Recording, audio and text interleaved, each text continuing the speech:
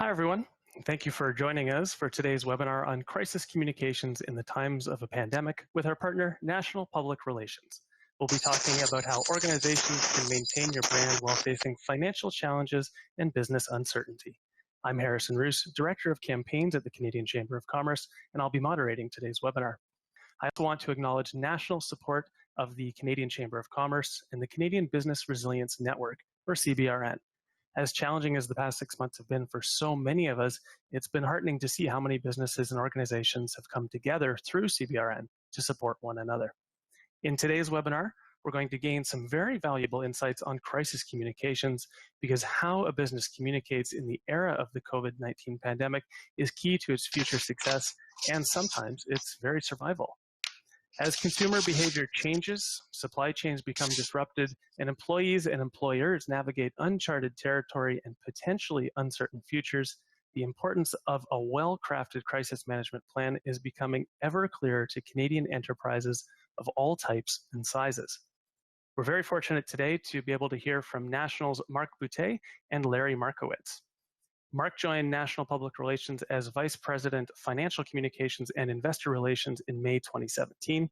He has over 25 years of experience in financial and corporate communications with a track record of effective strategic counsel to CEOs, senior executive teams, and boards of directors.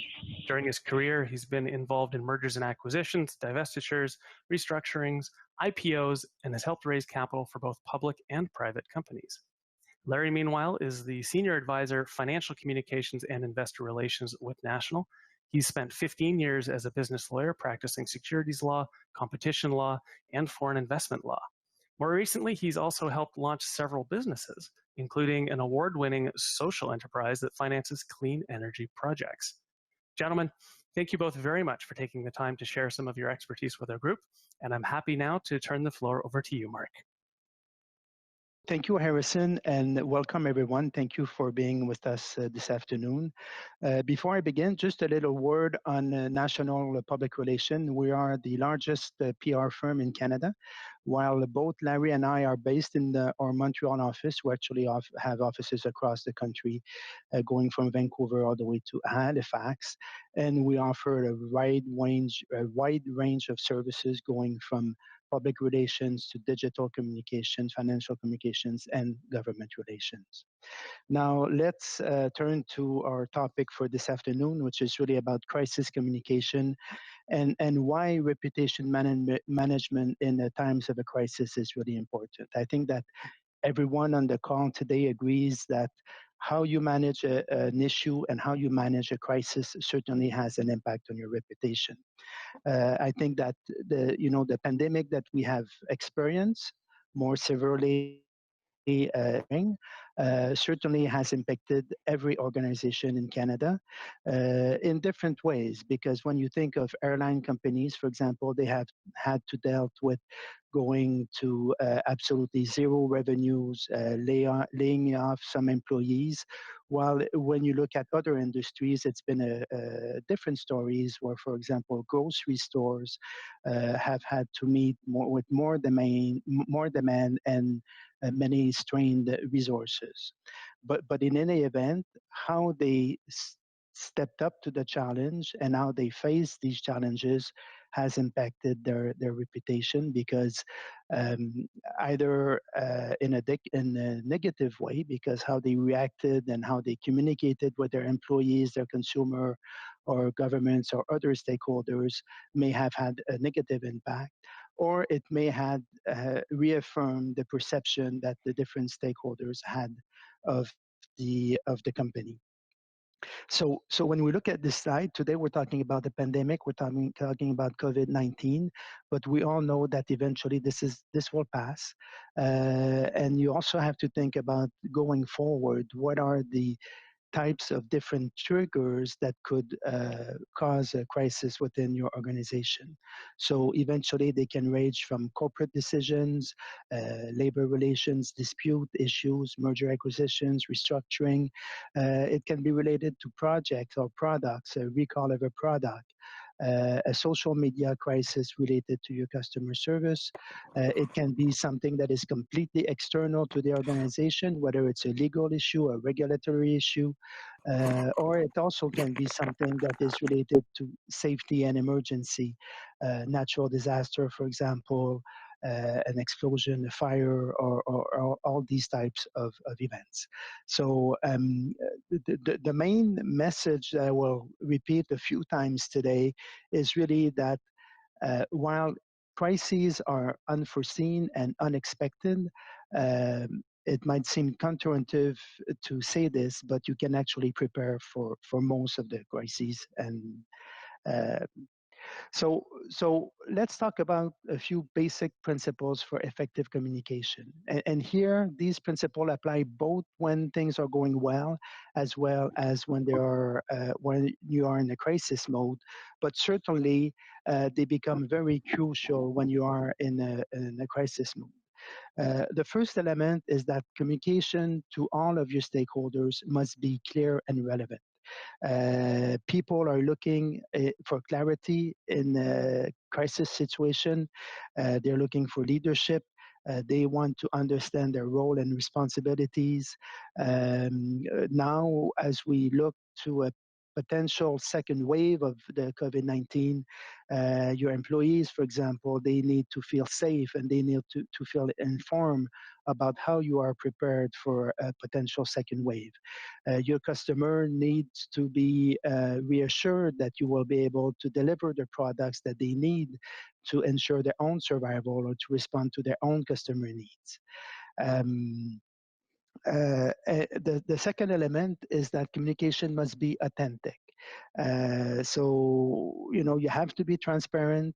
You have to talk about the right things that need to be talked about.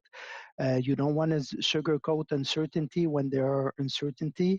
You want to be able to talk about the challenges that your organizations are facing and be realistic about the future. The other element that is very important is that you have to create a dialogue between your different stakeholders, because it's only through dialogue that you can understand and know what their concerns are. For example, we know now that employees, they're concerned about two things. They're concerned about health and safety, and they're concerned about job security. And particularly as we go, as I mentioned, if a second wave is coming, these concerns are going to increase because they can, rightly imagine that a company can go through a few months of reduced revenues and having a business close partially or fully.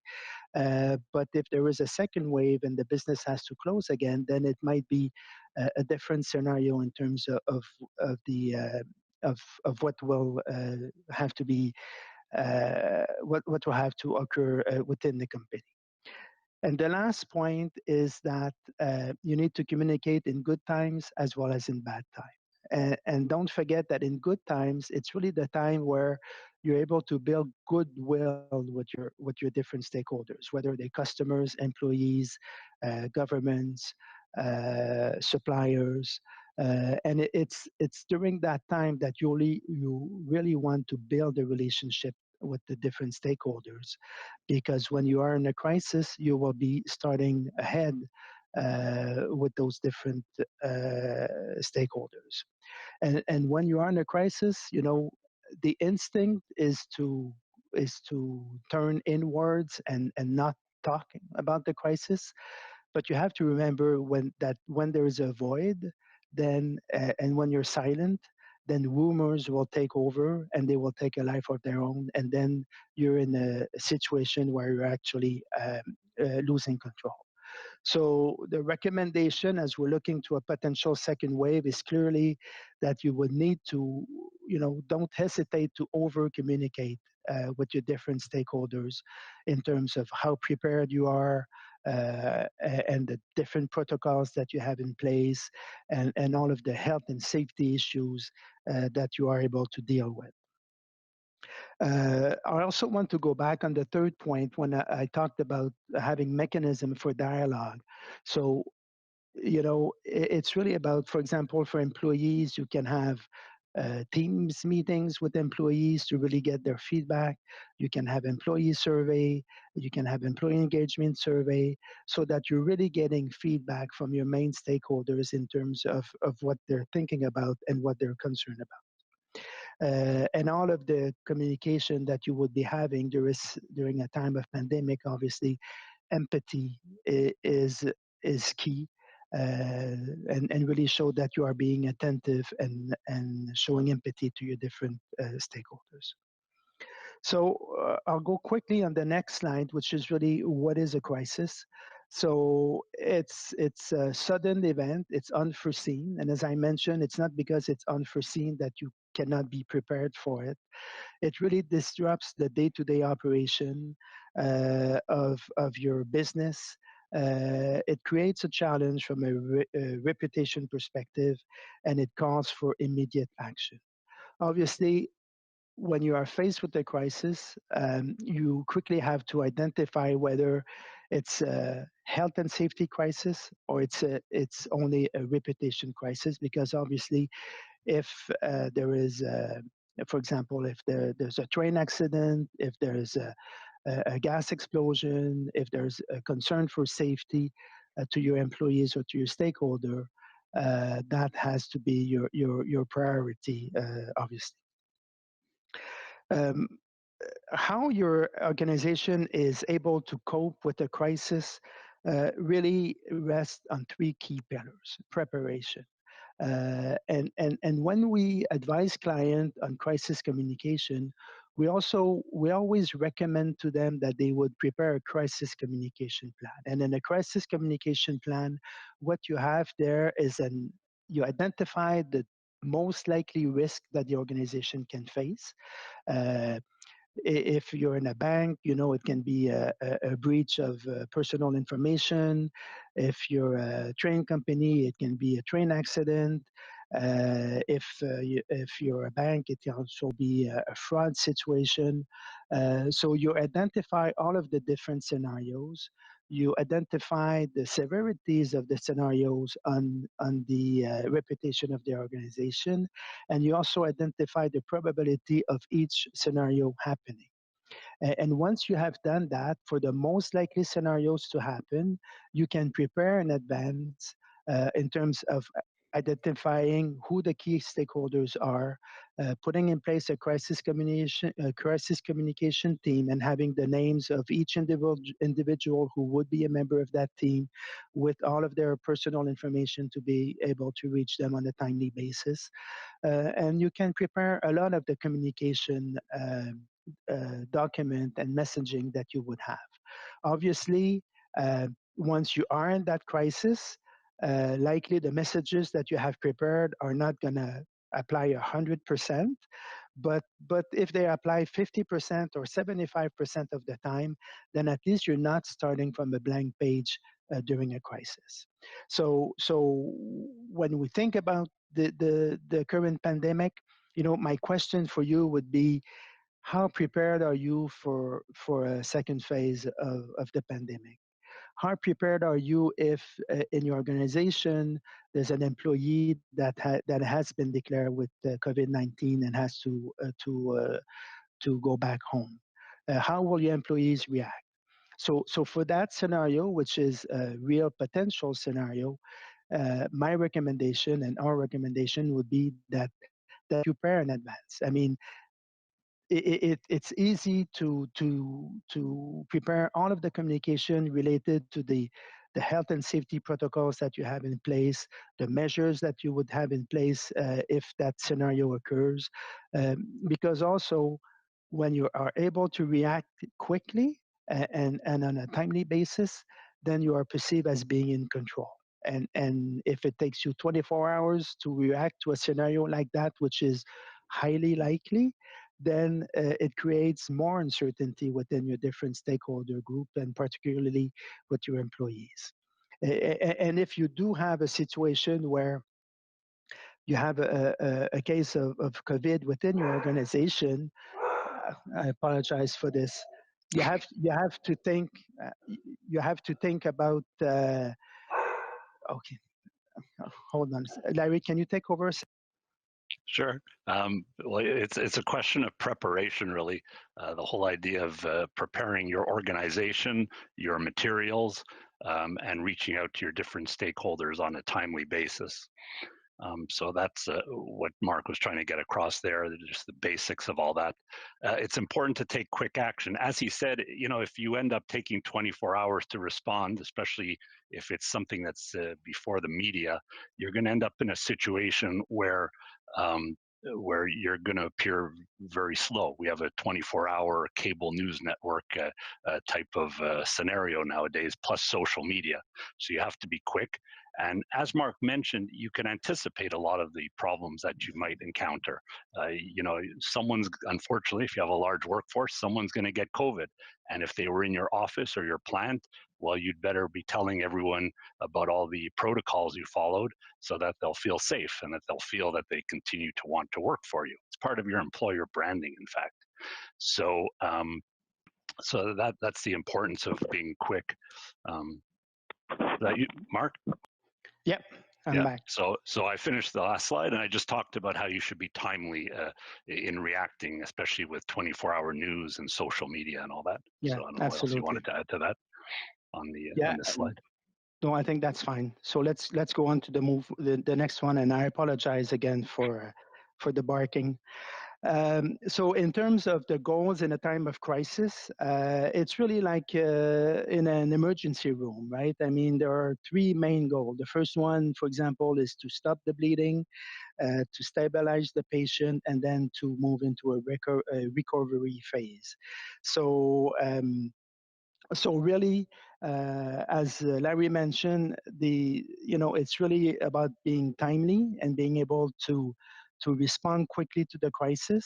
Then it's about you know establishing clear priorities in terms of what the next steps are, and how you implement your business continuity plan. And then it's really about beginning to recover from the situation, and assessing whether the environment has changed in such a way that you need to revise your strategic plan, and then go back to communicating new priorities, or discontinuing some products, or reviewing what you have learned from the situation and how you can improve with your different stakeholders, whether they be customers or employees or suppliers. Uh, Before I turn it back over to Larry to talk more in terms of restructuring, I do want to say a word about social media, because there are, we can talk about media relations and we can talk about different channels of communication, but really social media, first of all, it's somewhat of a canary in a coal mine. So it's a good indicator of how serious the crisis is to your organization, and what is the perception of the outside world of that crisis on your organization.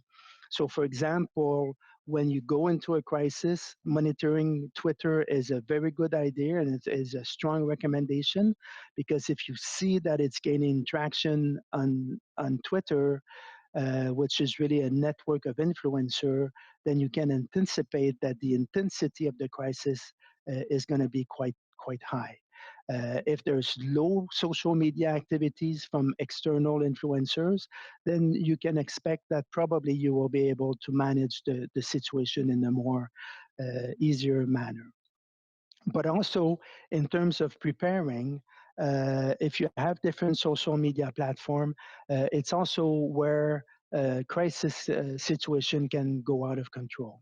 So it's important, as a mission, for example, that you set up a policy for each of your platforms, what we call an etiquette policy, which is really a policy in terms of what is acceptable, what is the tone of the comments that is acceptable on your social media platform, so that if you are in a crisis, and that you get some disrespectful comments on your different platforms, it gives you an excuse, because of your policy, to remove these messages from view of the other. It's also an opportunity make sure that you prepare messages and that you are able to respond quickly on whatever happened on social media during a crisis. And obviously, when there are some particular comments, we encourage you to try to move the discussions in a private mode rather than having the discussion or the argument with the consumer or another stakeholder in front of all the different people who can read your different platforms. So now I will turn it over back to Larry, who will speak more about communication in the time of a restructuring of a company.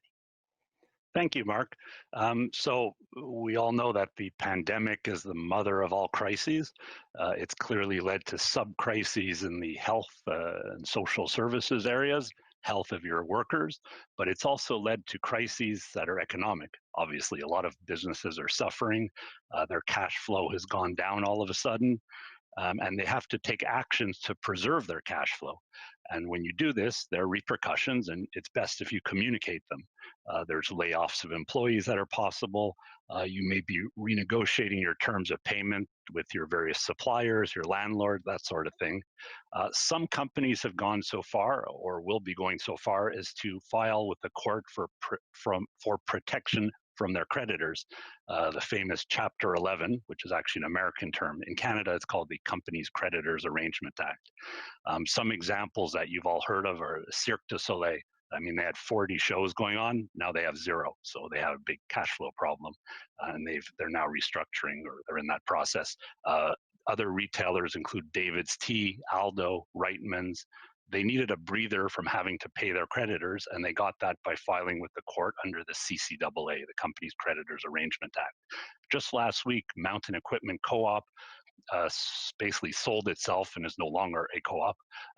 It's a different way to restructure, but the point is they restructured and they had a whole communications exercise around that.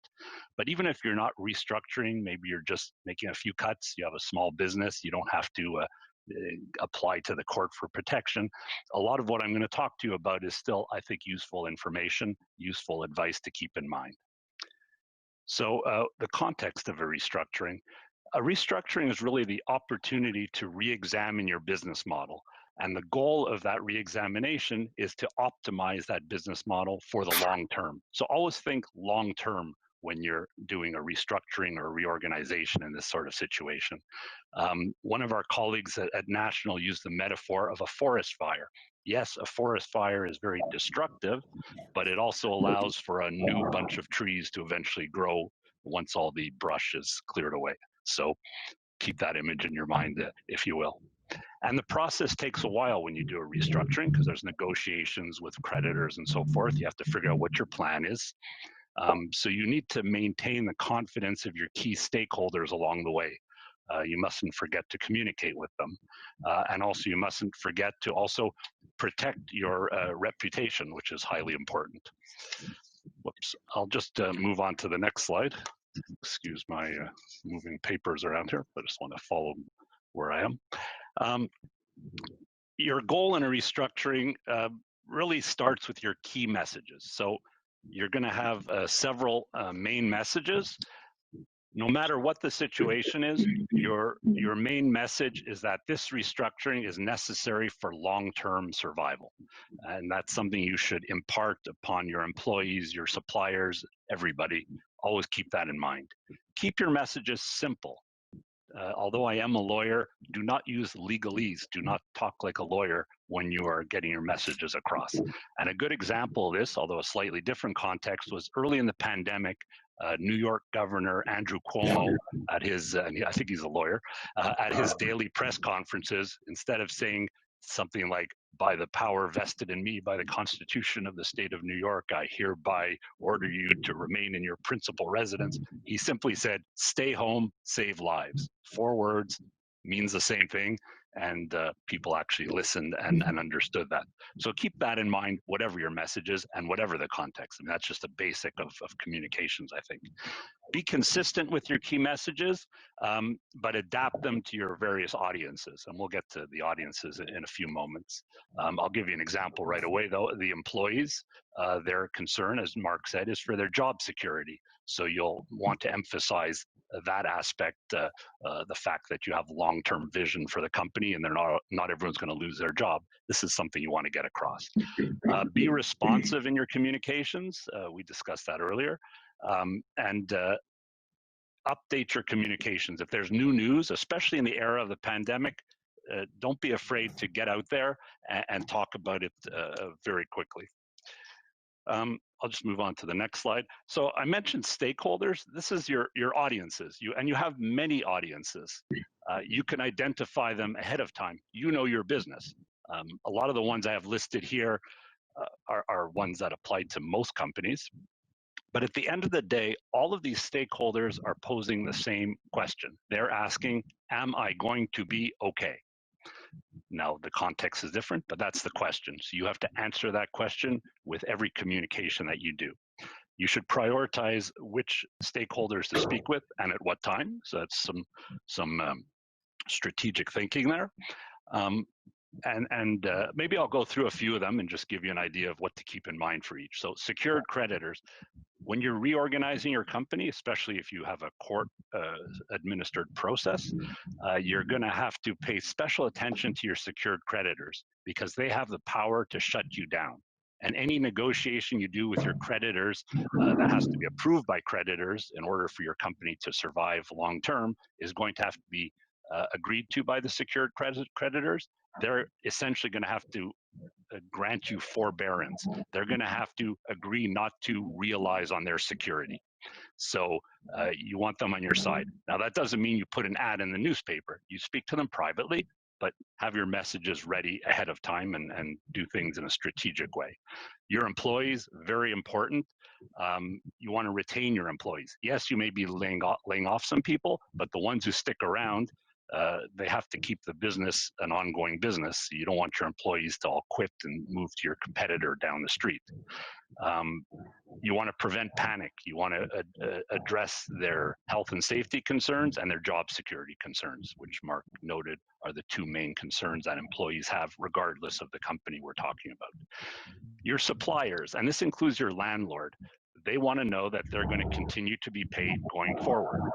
With your landlord, could we put the other mics on mute? There's some feedback. With your suppliers, that includes the landlord. Now, the landlord, if you're open and transparent with your landlord, you're going to be able, more likely, to get some kind of arrangement made with them where they maybe won't insist on being paid immediately and that sort of thing. So I can't speak for your landlord, but it's a big exercise in communications as well. Your clients and customers, they want reassurance that they're going to have the same quality of products or services going forward that they've had before. And you need them because you want, especially in a restructuring, you're not closing up. You're an ongoing business. You want your customers to continue to pay you money, to have some cash flow at least. Your shareholders. Typically, when you reorganize a company, you're going to end up paying some of the creditors or some part of the amount you owe the creditors in the form of equity. In other words, you're going to issue shares to them, which means your shareholders are going to be diluted. This shouldn't be a surprise to them. You should communicate along the way so it isn't a surprise to them. And I put governments on this list. In the case of the government, yes, the government is the regulator. The government passes laws, but often the government is also your lender or your shareholder. Here in Quebec, for example, we have Investissement Quebec, Investment Quebec, that actually invests in small and medium-sized enterprises. They're using government money, and ultimately they're overseen by the Minister of Economy. So what we do at National quite often is we'll have to speak with the political leaders who are above something like Investment Quebec. So that's just something to keep in mind. You may not have to be going and lobbying the government, but it sometimes is the sort of thing you have to do. And finally, the media. You don't necessarily have to be proactive. You could also be simply ready to be reactive. But if you get an inquiry from the media, don't ignore it, and don't say no comment. There are more elegant ways of saying no comment, or better yet, have a succinct message ready to go where you could say, look, we're reorganizing the company. We see a good long-term future, but right now we're going through a painful period, and we'll keep you posted as things change. And the media will, the public will see that in a more generous light. They won't see it as you hiding and running away from the microphones. Typically, when you're dealing with the media, you should designate a spokesperson. You shouldn't have everyone in your company speaking to them. The same actually goes for people that you're speaking to in your company. Don't have everyone speaking, have designated spokespeople. If you're dealing in Quebec, make sure that spokesperson speaks French. If you're dealing across Canada, make sure they speak French as well, or have two spokespeople. We typically would arm the spokespeople with a question and answer document where we put down questions they can anticipate and succinct answers that we recommend they provide. That way they're prepared for whatever comes their way. And to do things really properly, we put spokespeople through a media training session where we throw questions at them and we see how they answer. And we prepare them for the type of interview it'll be. If it's an interview with a newspaper reporter, they could be a little more long-winded. It could be done on the telephone, whatever. But if they're doing it on television or on Zoom, we'll train them to look in the camera, as I'm trying to do right now, that sort of thing. So those are some of the stakeholders. I thought it was an important thing to talk about, just to give you an idea of who your audience is, because at the end of the day, you're speaking with an audience. Now, the three phases of a typical announcement and what follows for a restructuring are the announcement, the restructuring process, which in the era of COVID could go on for several years even, and then the relaunching. The relaunching could be an opportunity even for rebranding. It's that image of the forest that burnt down and new trees are growing. So that's the relaunch. That's the ultimate goal. But it could take a while, no guarantees, but it's what you're aiming for rather than just going bankrupt. And that's why the whole restructuring process exists under Canadian law, American law, and many other jurisdictions. I'll focus on the announcement though. And this goes for many announcements we do, even if we're announcing a merger of two companies or whatever we announce. Timing is important. Planning is important. We often plan things down to the minute. We prepare our materials in advance. We consider the logistics of what we're going to do. So if there's a list of important suppliers or important customers to speak to, we make sure we have all the coordinates for them. If there's a call-in number, we make sure that the call-in number works. If there's a Zoom call link, we test it out in advance. These are basic things, but often people don't think them through, and you should think them through. You need to be sensitive to your stakeholders. For example, you don't want your employees to learn about the fact that your company is restructuring by reading about it in the newspaper or by having someone call them up and say, I heard that your company is firing half its workers and restructuring. So we do what's called a cascade. We plan a cascade of information. We start with the senior management. We let them know what's going on. We prepare them with some questions and answers so they know what's going on. Then we let the employees know. And only after that do we let the general public and customers and suppliers know about what's going on. So there's a lot of strategy in that as well. When you're planning this out, sometimes it might take a couple of weeks, maybe longer. You want to make sure there are no leaks of information. So we sign non-disclosure agreements with various outside advisors. Sometimes National is asked to sign those sorts of things. And we strategically think, when are we going to bring people in under the tent? That's the expression we use. So that information doesn't leak and it doesn't create more uncertainty or more panic than it has to. The process, as I said, it could be a long one. During the process of restructuring, you should plan a certain set frequency of communications. Perhaps you'll communicate every week, every month, something like that, with your employees, with your suppliers, with whoever it is that's important to communicate with. If any special news happens, for example, there's a court hearing under the Companies Creditors Arrangement Act, you might want to report on that more quickly, and generally that sort of information would be welcome, and I don't think anyone would feel you're spamming them or overloading them with information. And during this whole process, communications goes both ways. So make sure you listen And as Mark said, monitor social media to know what your stakeholders are saying back to you. That's also very important.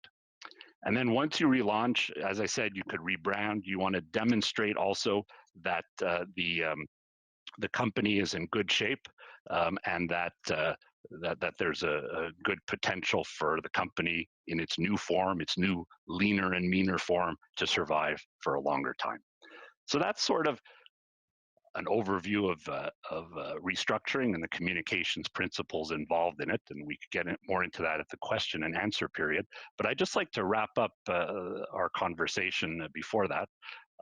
You know, under COVID, it's a time of rapid change, and we don't know when it's going to end, so there's a lot of uncertainty. This leads to a lot of crises, whether they be health crises or business crises. And you have to be prepared for this. As Mark mentioned, you can anticipate a lot of likely scenarios. Someone in your company is likely going to get COVID. You know, there could, if you're a company that deals with a lot of personal data on your servers, be prepared if there's maybe going to be a data leak or something like that. So these are all things you could prepare for. In French, we say une crise se prépare. A crisis can be prepared for. Sounds better in French. You should have a crisis team in place. You could even do simulated crises. We sometimes do that with our clients, which is a lot of fun. It's kind of like war games, although I don't think we use that term, but we kind of simulate the situation and we identify these likely scenarios. And finally, as I mentioned, not only is communicating speaking to others, but it's also listening to others. It's two ways. So in that spirit of listening, we will now listen to your questions. Harrison? Thanks so much, Larry and Mark, for that presentation. That's a very good overview of a topic that there is quite literally volumes of texts written about. So I think that's a very helpful overview for everyone watching. There's a number of questions that have come in. Why don't we start with this one here? I think it may be useful for a number of people watching today.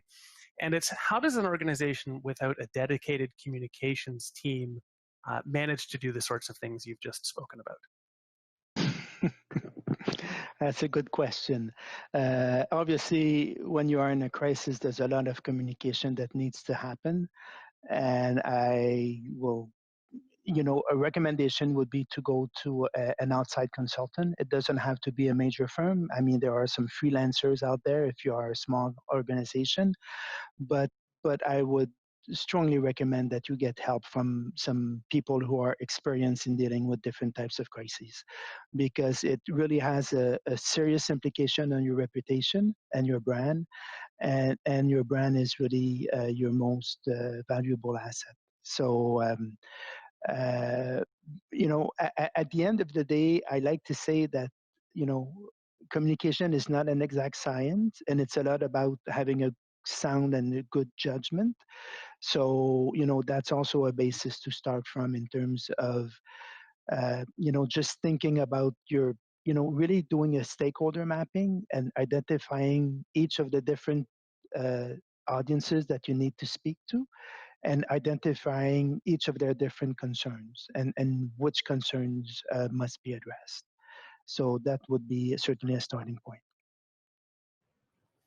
Thank you very much. Another question that probably is relevant to a lot of people, and it maybe actually be, I'll tell you the question, and then maybe we can even think about it a little bit beyond the specific question. How do you establish balance between transparency and too much information? Well, one principle when you're answering any questions or any concerns of your various audiences is to always be truthful. But if you give all the details and you bury the lead, as they say in journalism, you know, people won't even understand what you're talking about. So you have to sit back, figure out what's the essential key messages, and then figure out what the sub messages are. And at a certain point, you don't want to go off on tangents. You don't want things to be taken out of context, especially if you're dealing with the media.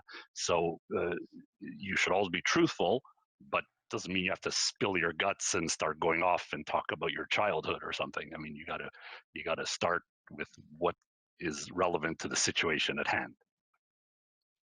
Yeah, and I would add, and I mentioned this at the beginning of the presentation, I mean, communication must be relevant and pertinent to your different stakeholders.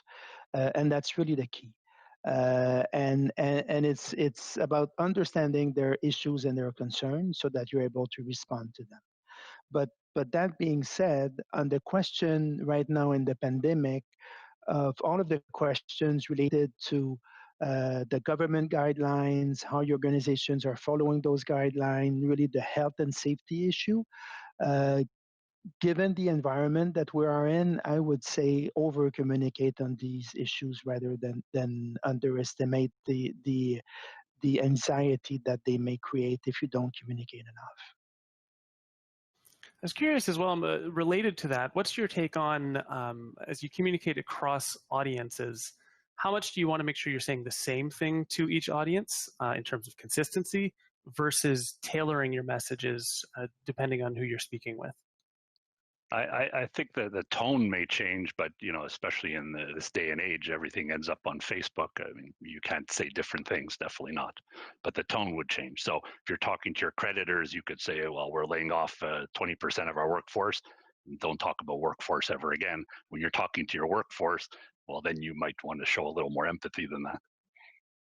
Yeah, and I would add, and Larry, perhaps you can help me in terms of finding the English expression, but in French, we say, in terms of key messages, we have a tronc commun. So we have a common key messages that apply across all key audiences, and then you tailor the messages. You have some supporting messages for each audiences. So the overall key messages are similar across the board for all the audiences.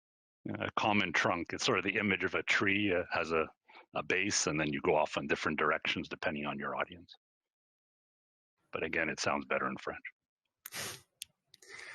Another question from our participants here is, what advice can you provide about how to deliver education or awareness sessions in the times of the pandemic? So it's perhaps in the context of a crisis, how do you keep people aware of what's going on? Well, we're doing one right now, so Exhibit A. You're going to have to use the technology that's becoming more popular, be it Zoom or Life Size or whatever. I think ultimately we may end up with a hybrid because the COVID crisis has accelerated a lot of trends. So the technology already existed. We had Skype for many years, and Zoom apparently existed, but we didn't use it. I think we'll end up with a hybrid where people will be more open to attending things by video, or like the Montreal Conference Center, they're building these rooms where they can have 50 people in the room, but really good audio visuals so people can attend from home. They're doing that for COVID, but that could end up being the trend over the long term, I think. So, it's a crisis, but it's also an opportunity, and I think things may improve in that way. And I would add that from a technological perspective, you probably want to have a backup. So don't rely necessarily on Zoom or Teams. You might want to ensure that you have a hotline available for a number of people, that if for some reason there's no internet, then you can go on a landline and communicate that way with your different stakeholders. Yeah, that's great. The next question is, and bear with me, this one's slightly longer. It's, how do you strike a balance between mentioning the pandemic and when things return to normal, versus keeping messages focused on what we want to talk about? And I assume that to mean things other than pandemic. Can messages assume the pandemic message without overtly mentioning it? I could take a stab at that. I mean, we all know there's a pandemic. What I find myself doing in a lot of the writing I do for clients lately is, as I mentioned, in the pandemic era or things like that. So it's assumed. I would not assume people know the rules. I know in Quebec they change every week. Last week we were allowed 10 people, this week 6 people in a house or whatever. So don't assume that. But you could certainly say in the pandemic era, whatever. But a lot of businesses have gone back to normal to some extent, and they're communicating regular things. So we're communicating, as an example, some companies have been raising finance from venture capitalists we communicated as usual using more electronic means, but we mention the pandemic, but it's like one sentence in the whole press release. So I think you don't have to re-explain that there's a pandemic. Definitely don't go that simple. Yeah, and I would add, it really depends where the company is in its phase of recovery, right? Because different industries are still being, heavily impacted by the pandemic, and others, as I mentioned, for example, grocery stores, etc. I mean, they're in a different environment. So I think it really depends on the specific organization and where it's at in terms of how it's being affected by the pandemic. A question that came in, this was while the conversation was about crisis communications and planning. Are there any real life examples or success stories that you'd be able to share? Well, I mean, yeah, I'm trying to think of a specific example, but what I can tell you is, for example, that having a crisis communication plan, and I've been both a consultant and I've been both in-house, for example, with major pension fund, having a crisis communication plan where you identify scenarios and really you have a cookbook on how you're going to react on different issues that you might have to manage has been very helpful. And it has helped manage crises in a number of situations. So preparing for the scenario, I would say, is really key. And I'll give you an example. For example, all of the organization have all major organizations have business continuity plans, right? And most major organizations say that every year they're going to test the plan and simulate a real crisis where they have to work from outside of the office. Many of these organizations do not do those simulations every year. But I can assure you that last March, the organization that had done these simulations were very happy because when they went into a work from home environment, they knew that their system were going to work, that their team knew how to respond, and everything else. Whereas an organization that had not planned for this, had not simulated these crises, they were probably a few weeks behind the other organizations. Another question, not as specifically related to crisis communications, but I think certainly relevant in the era of the widespread crisis. And this is probably some experience you have with a number of your clients, is how effective have you found virtual conferences and trade shows to have been? Well, I think, again, we're doing one right now. We would not be speaking to people from coast to coast to coast. I think we have people from like everywhere in Canada now. You wouldn't all fly into one place to meet. As good as we are as presenters, we do not attract people to fly to here, but we're able to use technology to speak to you.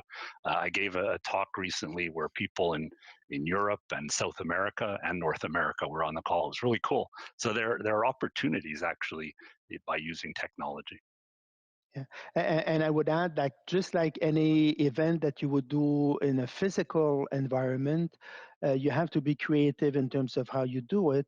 And yes, there is some fatigue in terms of Zoom conferences and Zoom meetings, and people are somewhat getting tired of them.